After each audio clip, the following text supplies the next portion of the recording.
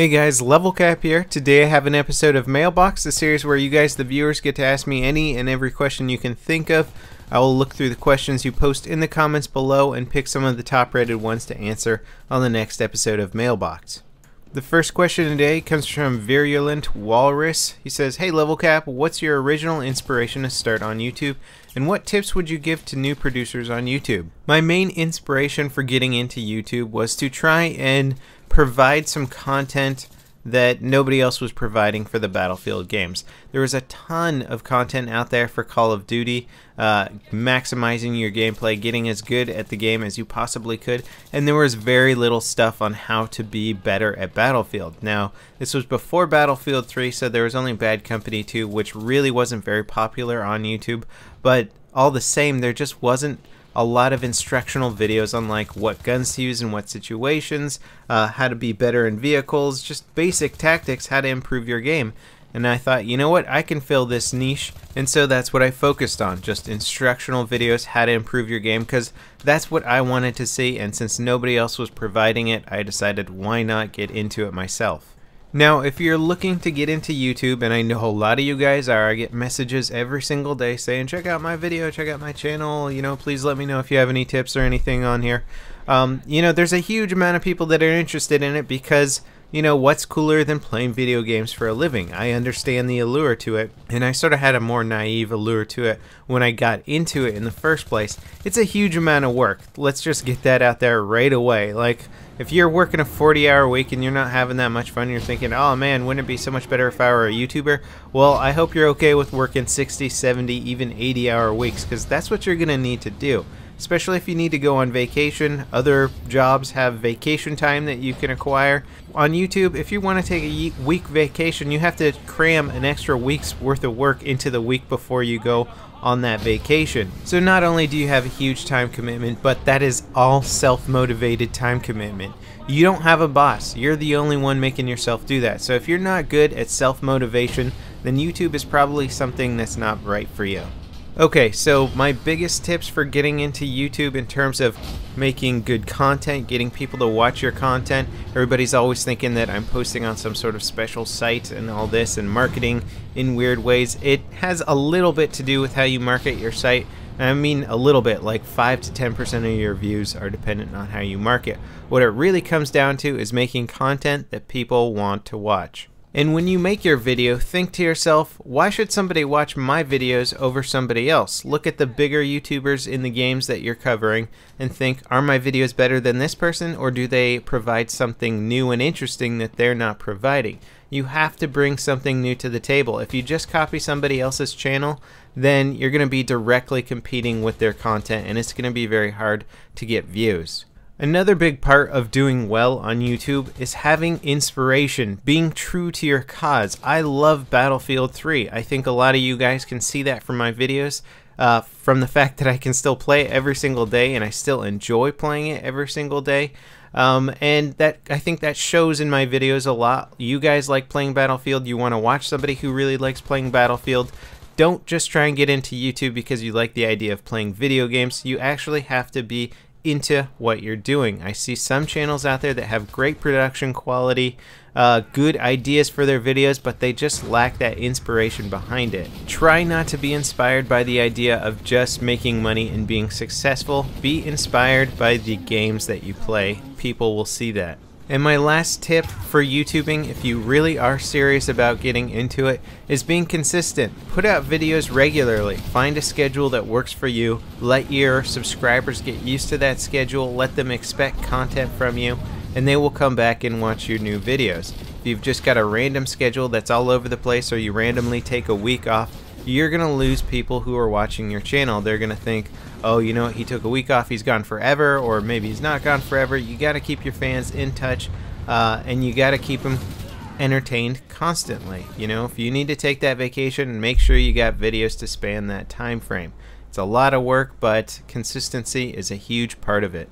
The next question comes from Jad Owens. He says, LevelCap, for the next mailbox, regrets with Battlefield 3. What would you do different, etc. if you could go back and start Battlefield 3 again? My current biggest regret with the game is the way that DICE decided to release expansions. If you go on Battlelog now and you start searching for servers, there's some maps that just never get played. There's some game modes that never ever get played. And there's some expansions that are hardly played at all. Armored Kill, very hard to find the core maps of that now. You know, there's some team deathmatch stuff up there because certain game modes were a little bit fun here and there, but ultimately some of the expansions just died off. And I think the big problem with this was that rather than picking themes like parts of the world to fight in, or ideas behind the fight, like you know, maybe you're gonna fight up in Russia and it's gonna be a snowy time of season, so they're gonna give you 4 snow maps, but those snow maps could range from really close quarter snow maps in office buildings with snow outside to giant open big armored battle maps, and you could get all that in one expansion. But rather than doing that, they did stuff like close quarters, so if you didn't really like the kind of close quarter crazy chaotic gameplay, then you weren't going to enjoy that expansion. Then they gave you Armored Kill. If you didn't like lots of vehicles and crazy amounts of armor and just getting blown up by helicopters constantly, then you probably weren't going to enjoy Armored Kill as much.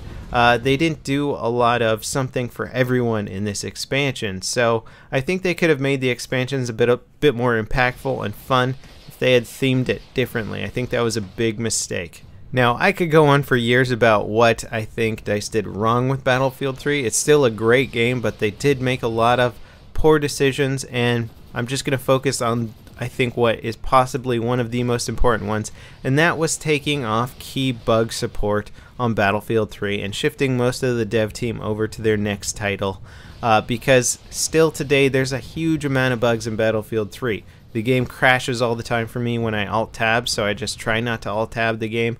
I still reload my gun, and it won't actually reload the gun. It'll play the reload animation, and I'll still only have 3 bullets left in my assault rifle magazine. I'll pop around a corner, shoot 3 rounds, and then die immediately because I had nothing left to follow that up. There's been really poor balance decisions later game, like they tried to make Stingers longer range for Armored Kill, which worked well in Armored Kill maps, but now all the other maps, the Stingers pretty much can hit aircraft at any range. It ruins certain helicopter gameplays.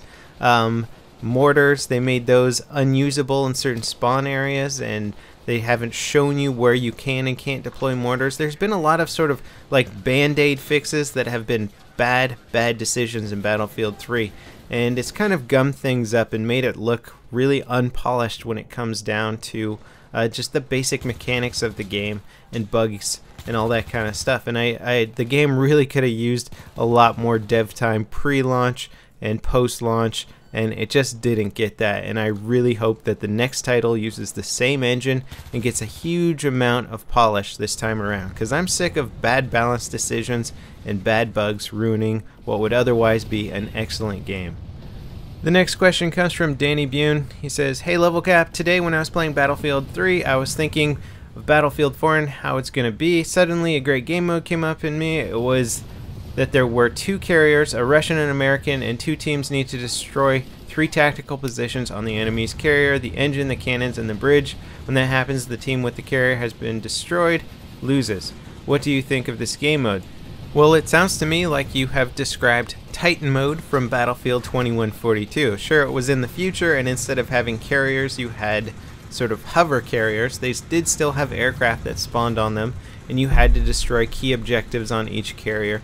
And you weren't just forced to storm the other carrier. You could capture objectives on the map, which would help destroy shields and destroy the enemy team's carrier as well. So you had multiple options about approaching it. It was a great game mode. A lot of people remember Titan mode with great fondness, and I do too. I think it was a great game mode. The problem I have with adding new and interesting game modes to the Battlefield series is that Battlefield is mostly known for Conquest, and more recently for Rush, because Rush kind of took off and it became very popular, but mainly Conquest and some Rush. When they start tagging in these weird game modes, they're very popular for like the first month or so that, say, an expansion has it, and then people get bored with it because they're sort of gimmicky. Titan mode was integrated to Battlefield 2142 from the start. This was going to be the big mode that set this game apart from other games, and it was integrated well. They spent a lot of time.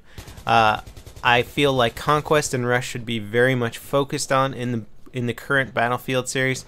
And if you're going to integrate a new mode, people are probably just going to get tired of it unless you really give it the time that it needs to be well balanced and well thought out.